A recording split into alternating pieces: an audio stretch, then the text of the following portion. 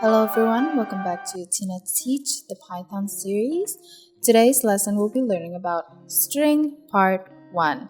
Our goal is defining what Python strings are in this lesson and the different ways that you can assign strings to variables. What do you do if you only want to assign one character or you want to assign a whole paragraph to it? And then we'll be diving into a little bit with for loops, for looping through strings, and then get to know a common built-in function that returns the length of a value or a variable that has a value. Okay, let's move on to the definition. What is a string? A string is any value that is surrounded by a single or a double quotes.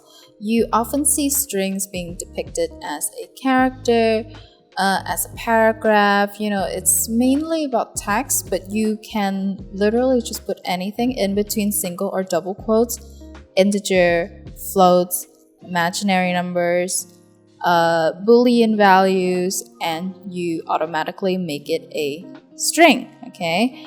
I have some examples for you here. We have the variable greeting, then we have the value of hello, we have A with A and B with 32. Okay, now let's see what we're working with next.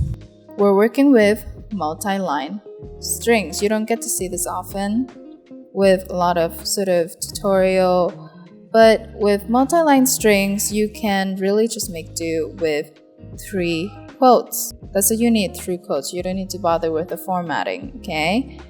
Greeting. Hello, John. How are you? Reply, I'm fine. Thank you. That's it. Alright, what's next? Okay, indexing. So what are arrays? Arrays are basically just a collection of data.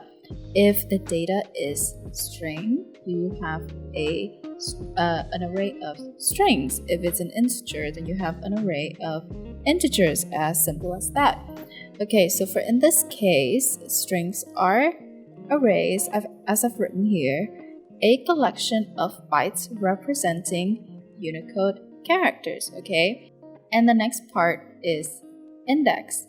So you use the index whenever you want to access elements to a certain value.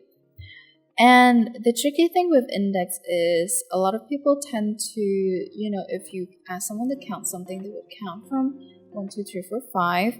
But with index, it starts at 0. So everything starts at 0. The first value that you see has index number 0, okay? So I have an example here. Greeting, hello.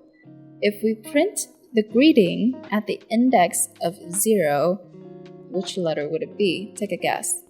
The answer would be H, okay? If the index, if you want to find the element at index number 1, it would be E, L for 3, and the L after that for 4, and O is 5, our last index.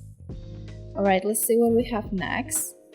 For loop, a very common way to loop through things.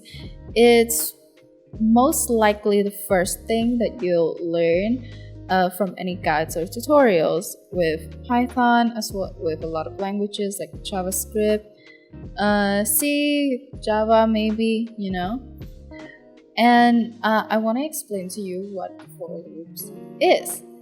So since strings are arrays, you can loop through each letter with a common for loop. Now, here's the syntax for a for loop.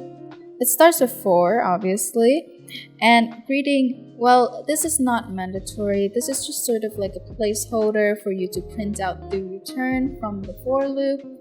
So I'll just put it as greeting in hello, how are you? Print greeting. Okay, I'll demonstrate this to you in a bit to sort of show how this all is formatted. Next up, we have length. Okay, so length is very simple and it's very self-explanatory. When you find the length of something you want the program to give you like a number, and this is a function, this is a built-in function that you can use on a lot of stuff to get the length of a value, the value that you want to return the length of within a parenthesis. One more time, I will demonstrate this to you in a bit. Okay, now let's boot up our Visual Studio Code. First, let's create a variable. Let's make this variable milkshake. Okay. Milkshake strawberry. Oops, strawberry milkshake. Let's go down here and let's print out the length of milkshake. Okay. And then we'll create a for loop for flavor in milkshake. New line, print flavor. Okay. And then we're gonna do something a little bit cheeky. We're gonna have an @ sign and then some more strings and space. Remember the space because strawberry milkshake here does not have a space. If you do not have a space in between flavor and the string over here, it's just gonna be one thing, it's not gonna be separated. Is amazing. Okay. Ctrl S to save. Okay, let's see how this runs. Let's go up, and then you see the value that we get is 20. This actually starts at 1, it doesn't start at 0 for convenience sake. And as you can see with the for loop, it prints out everything that's in the value, including the space that we put.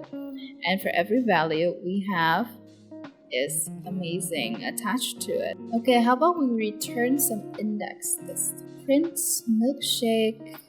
Let's see, I want index 0 until index 2. Let's see what that is. Okay, Ctrl S to save and let's run it. It is S and T. Okay, now these are all positive index. Now there are such things as negative index. And what does that mean? It just basically means reverse. Let's have a -2 and let's see how that goes. Okay, we have everything except for the K and the E. How about we just go -5, alright? And it is S, okay?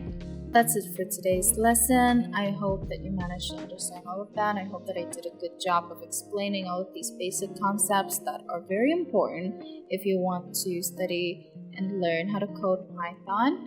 As usual, learn today, better tomorrow. Don't forget to like and subscribe. For our next lesson, we'll be dealing with checking in and not in strings, as well as using if statement. I hope you have a good time. Thank you for watching. See you next time. Goodbye.